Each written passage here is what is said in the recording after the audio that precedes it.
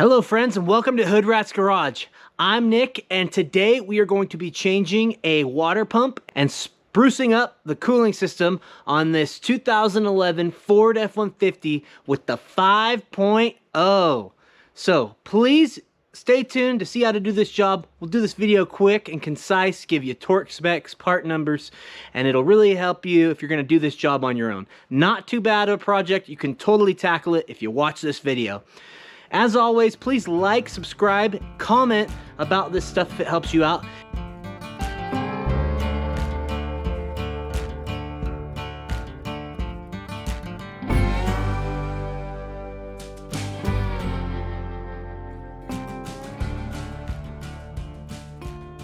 The first thing you're going to want to do on this project is make sure your cooling system is cold. Do not do this with the engine hot.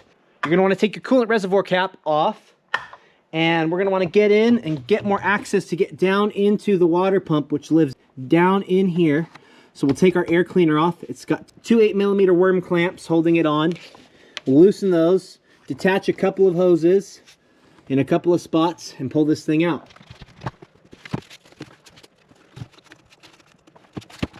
Next up, guys, you're going to want to get on your passenger side of your truck in the front and find the radiator drain valve, which is right here.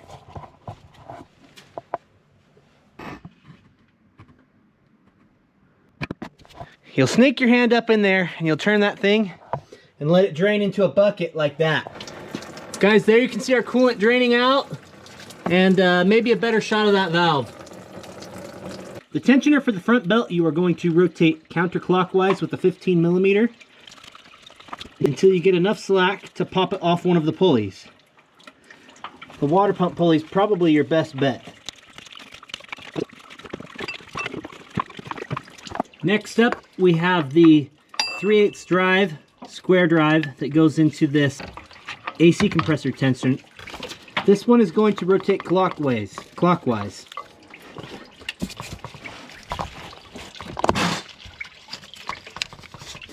10mm.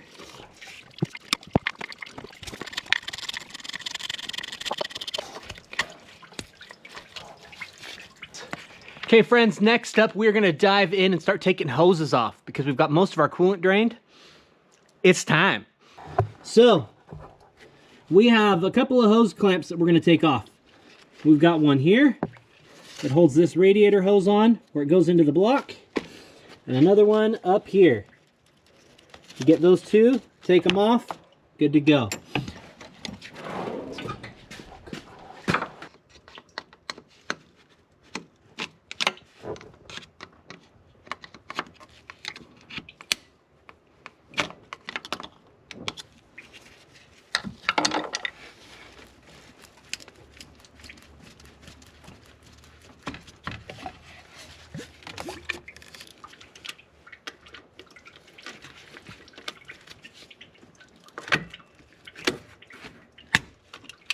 If you guys liked how easy that looked to get it off with this hose clamp plier tool, I'll leave a link in the description for you to get one for yourself. Not expensive. Ah! I fell off the truck. A nice pick tool help me get hoses off a lot easier. This hose is full of coolant, so we're going to need to drain it into the bucket. Okay, let's drain her out.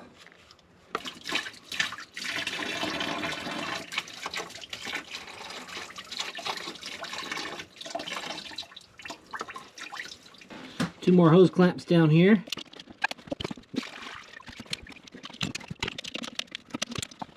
And there's our other hose clamp. To get this upper heater hose off, press it down and on further than it is. Pinch the tabs in and slowly wiggle it off like that. If you end up fighting it, you can grab the tabs with pliers gently and squeeze it with some needle nose pliers. Pull this out, wiggle it a little, wiggle and pull, wiggle and pull. That's the name of the game. And there we go. Set that aside. Now we just need to get these 10mm bolts that are holding the water pump pulley on and remove them. A trick to getting this water pump pulley bolts out without going crazy is to use a strap wrench like this. You'd put it around it, pull it tight, put your wrench on, and turn them. I am not going to do that though, because I have an impact with a 10mm socket on it. And watch how it goes. Just like that. And there it goes. That in turn gives us the space we need to get to all of these water pump bolts down in here.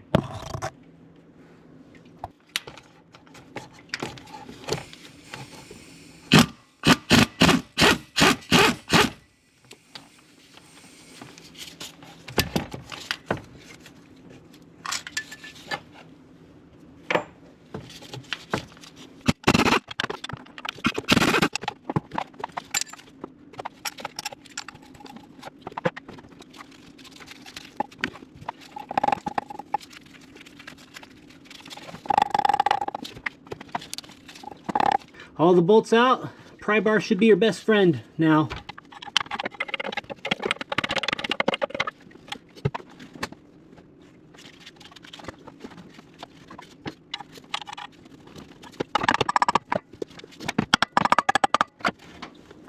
She's stuck on there pretty good, guys.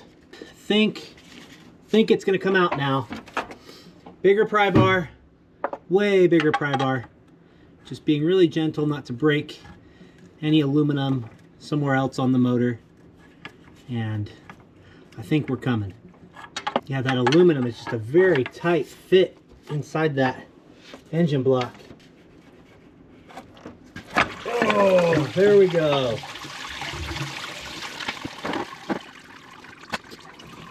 Oh, that was a devil, guys. Wow.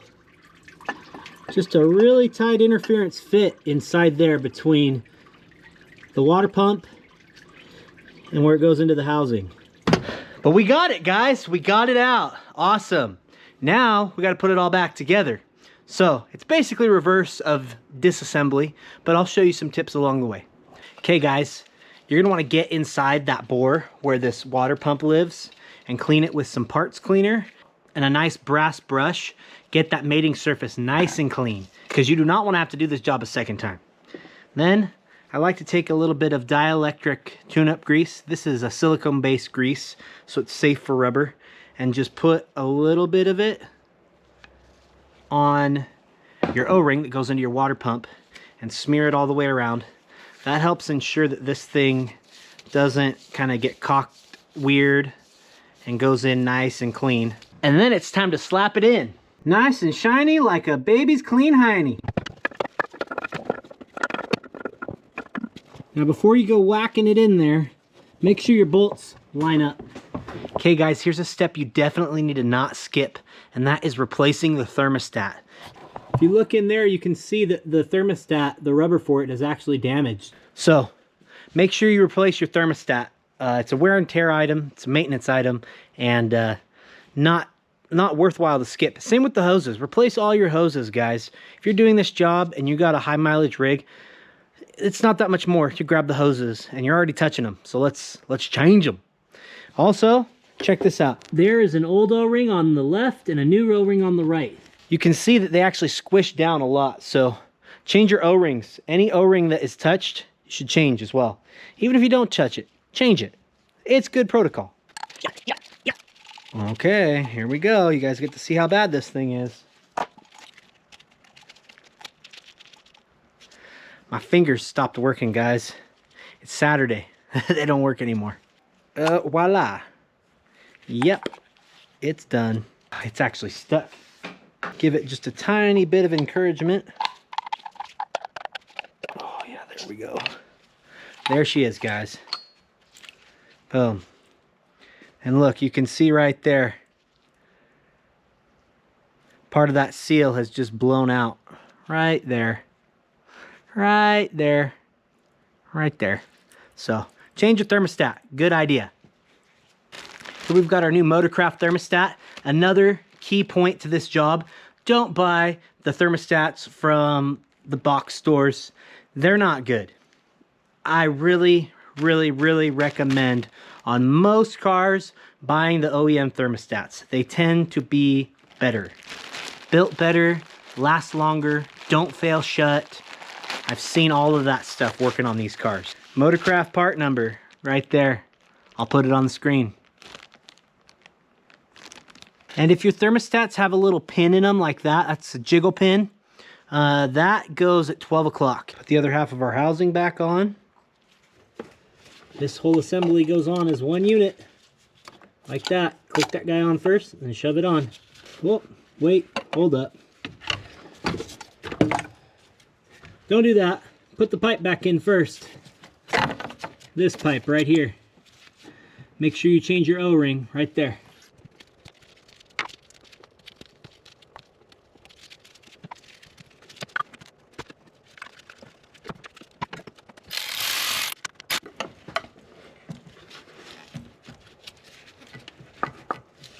I'm actually going to make life easy on myself, and I'm going to put the belts on first before we do that.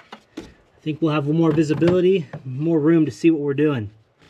Here's our rear belt. It is a Gates Micro V6 PK1627.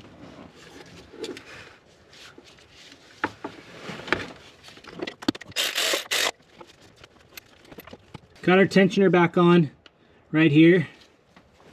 Belt going on. Okay, we've got our lower tensioner on, putting our pulley back on. The tensioner bolt torques to, and these water pump pulley bolts torque to. Once again, grab this with a strap wrench if you don't have a means to hold it to torque these to spec.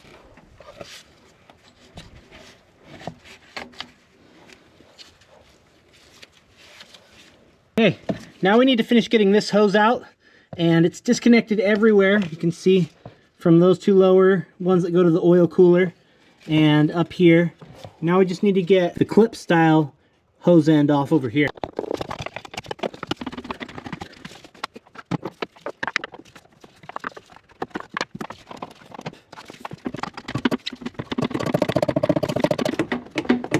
Oh, that's the trick, guys. You gotta wiggle it.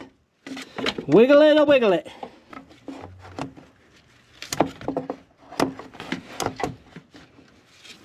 Okay guys, that's it. I've got it topped off with coolant. I've checked for leaks. We are good to go. So if this video helped you out, please like, subscribe, comment. Please also check out some of my footage. I'll put a link to it right here. I do awesome hot rod stuff too, and I'd love you guys to check that out on your off time when you're not fixing your own rigs. Maybe crack a cold one and enjoy one while you watch me work on cool stuff. As always, this is Nick with Hood Rats. Peace!